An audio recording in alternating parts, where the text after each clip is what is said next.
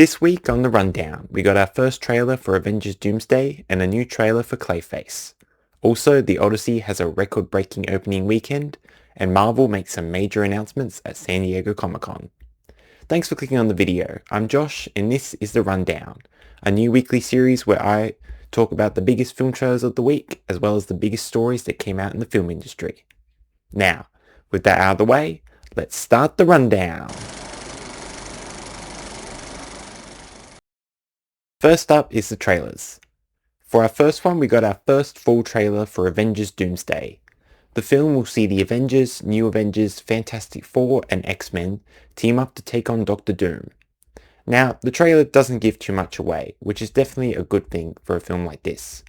However, like many others, I am still a bit skeptical as to how they're going to pull it off, especially since there hasn't really been a build-up like with Thanos before Infinity War and Endgame.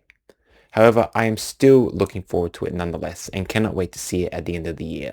Next, we got a new trailer for DC Studios' Clayface, the third film in the DCU.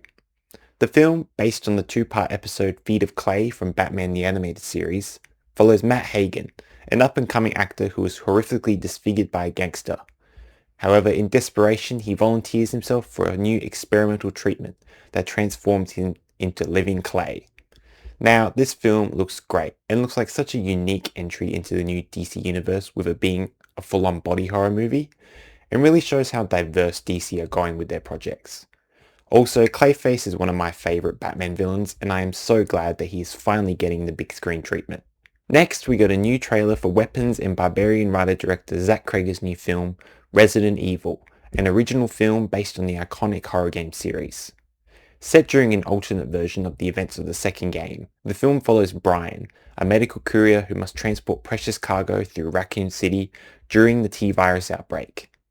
Once again, this looks great and really shows how Zack Cregger is quickly becoming one of the best horror filmmakers today. And as a fan of the game series, I cannot wait to see what he does with an original story set in this fantastic universe.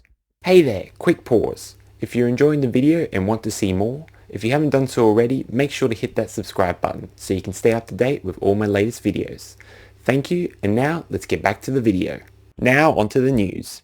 First up with some box office news, as last weekend the Odyssey earned $264 million worldwide in its opening weekend, which makes it the highest opening of Christopher Nolan's career, beating The Dark Knight Rises, which was his previous highest opening. Now, this is amazing news, and such a huge win for both Nolan and Universal, and really shows how if the film is good, people will show up.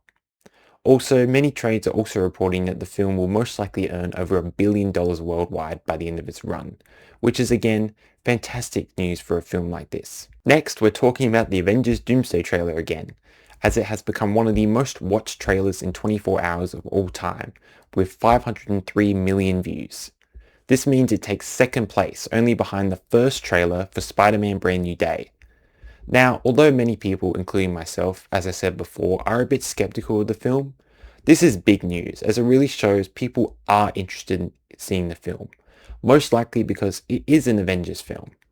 Now, we'll have to wait and see how the other trailers do, and if that'll translate to a big box office for Marvel.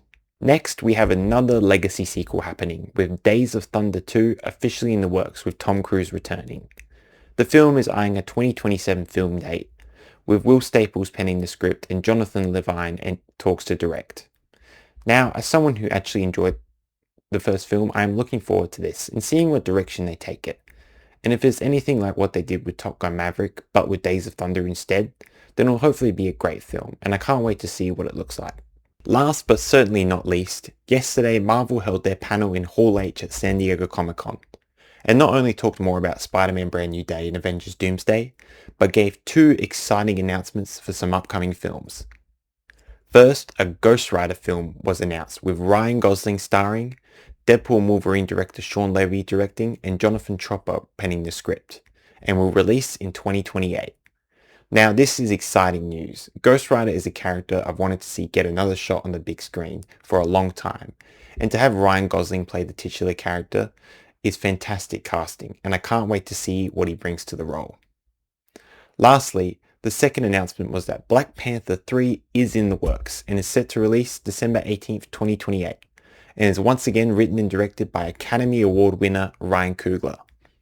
That's not all though, as it was also announced that Alien Romulus and The Long Walk star David Johnson will play T'Challa's son T'Challa II and become the new Black Panther in the film. Now this is amazing casting. The performances I've seen of David in Alien and The Long Walk are truly amazing, and he's one of the best up-and-coming actors today, and I'm truly happy for him that he gets the chance to play such a big and important character, and I can't wait to see what he does with the role. Well, that's it for this week's episode. Thanks for watching. If you enjoyed the video, don't forget to like, comment and share. Also don't forget to subscribe and turn on that notification bell so you don't miss a single upload from the channel. And as always, I'll see you on the next rundown.